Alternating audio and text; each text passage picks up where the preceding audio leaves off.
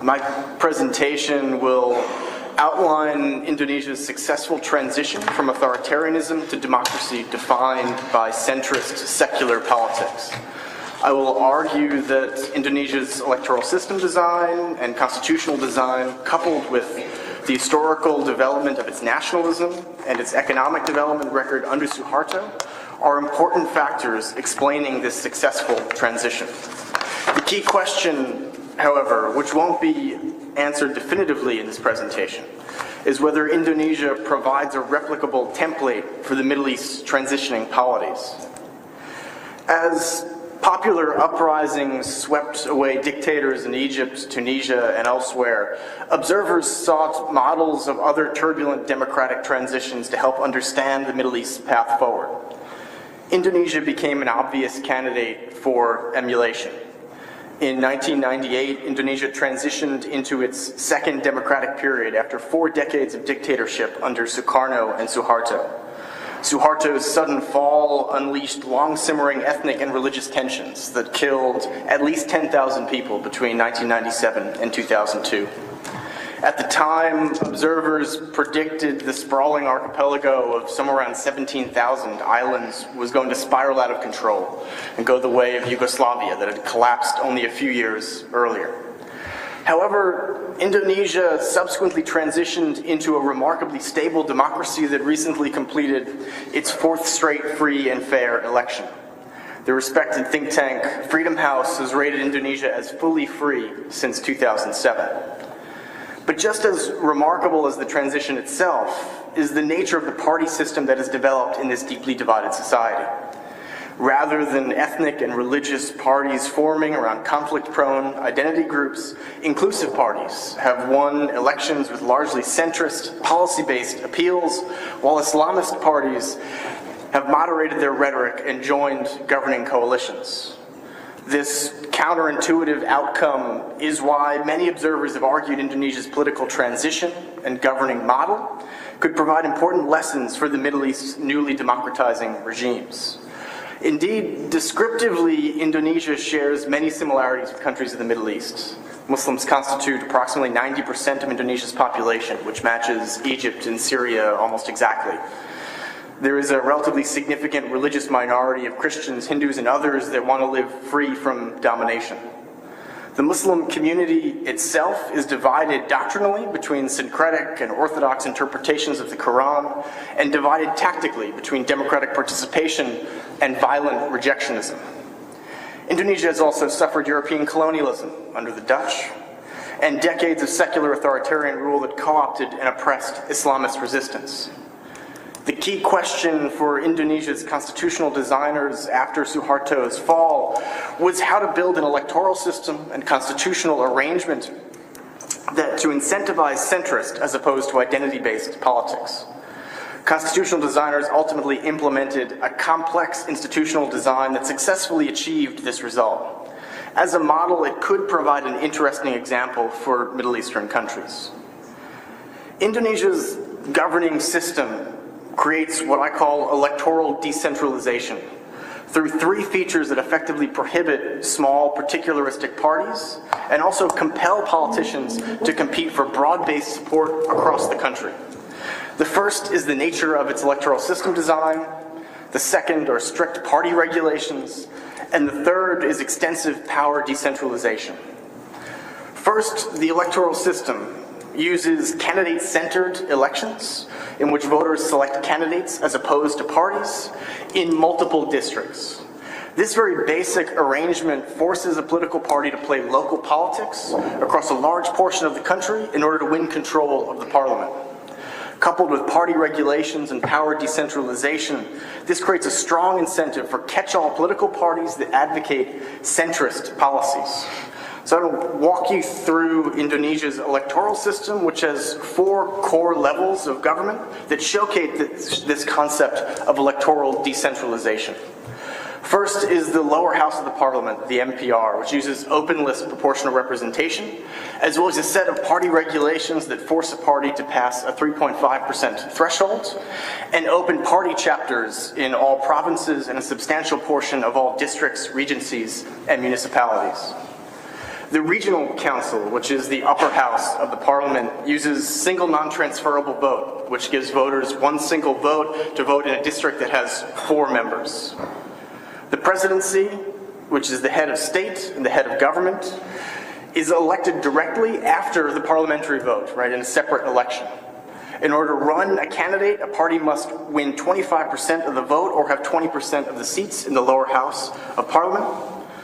In order for a candidate to win the presidency, he must attain an absolute majority with a runoff if necessary, and must win 20% of the vote in at least half the provinces, and this is called regional vote distribution. At the provincial level, as the 4th level, they use open list proportional representation with directly elected positions. This is an extraordinarily convoluted and complicated institutional design, probably among the most complicated in the world. But I argue that it creates strong incentives at all levels of government for catch-all politics through candidate-centered elections in multiple districts, and I want to try to walk you through how. Majoritarian presidential elections encourage catch-all appeals that target the whole electorate and exclude small extremist parties that can't win 51% of the vote. Additional nomination restrictions allow only large parties or coalitions to nominate a candidate.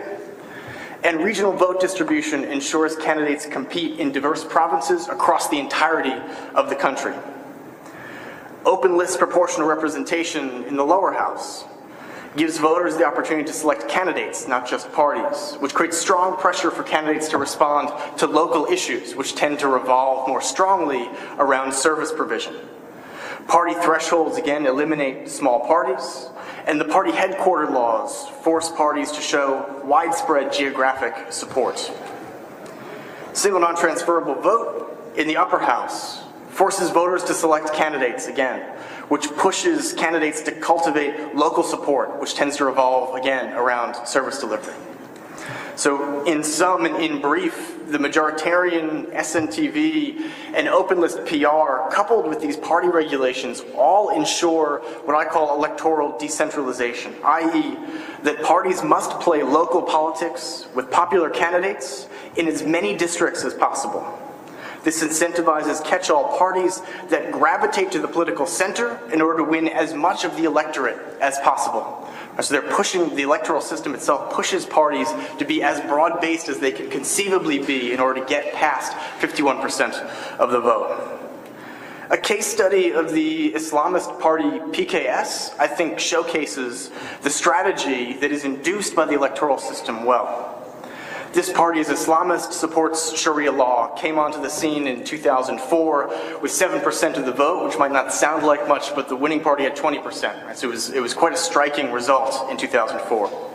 In 2009, it stagnated with, again, about 7% of the vote under its Islamic message.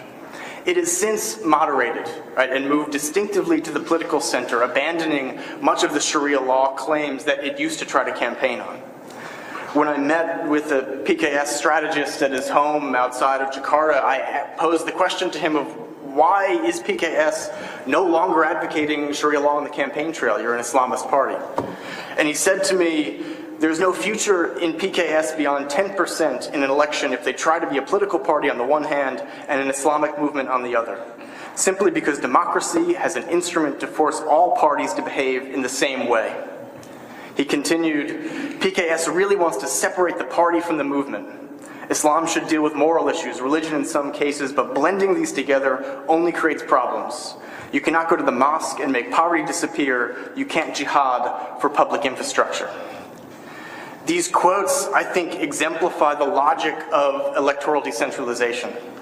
Though PKS might want to be an Islamist party, indeed that is effectively the core of their identity, the electoral arrangement forces it to play local politics, which revolve around service delivery. It simply can't go into the local districts and tell voters to vote for them because they advocate Sharia. They want to hear how they're going to make the water clean, right? How they're going to build the schools. Right? And this pushes them to the political center and away from Islamism. In addition to the electoral system, Indonesia's quasi-federal arrangement also enhances catch-all politics.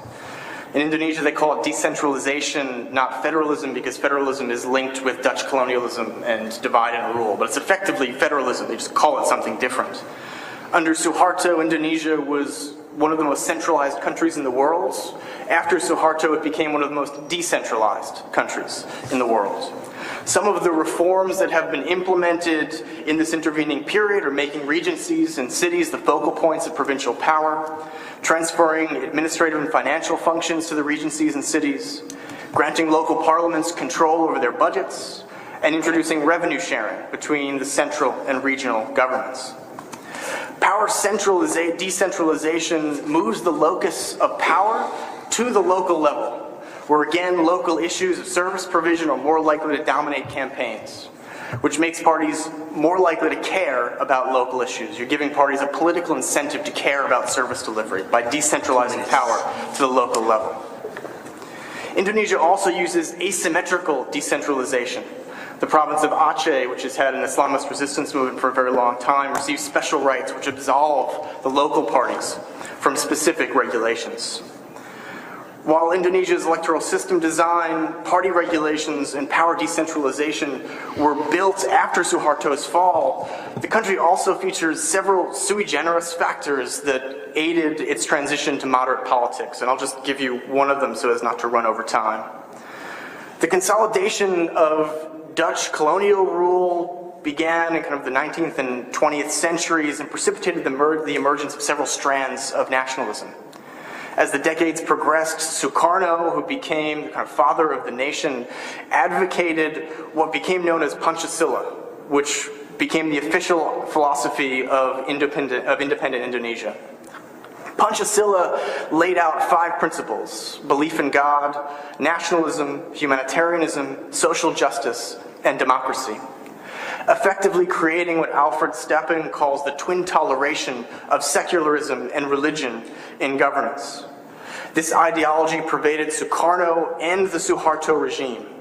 So when Indonesia transitioned into its current democratic period, there was an indigenous precedent for government built around the twin toleration of religion and secularism. So let me just conclude briefly that Indonesia's electoral system, party rules, and power decentralization have effectively incentivized catch-all, centrist, and moderate political parties. This model can indeed be adapted to Middle East contexts.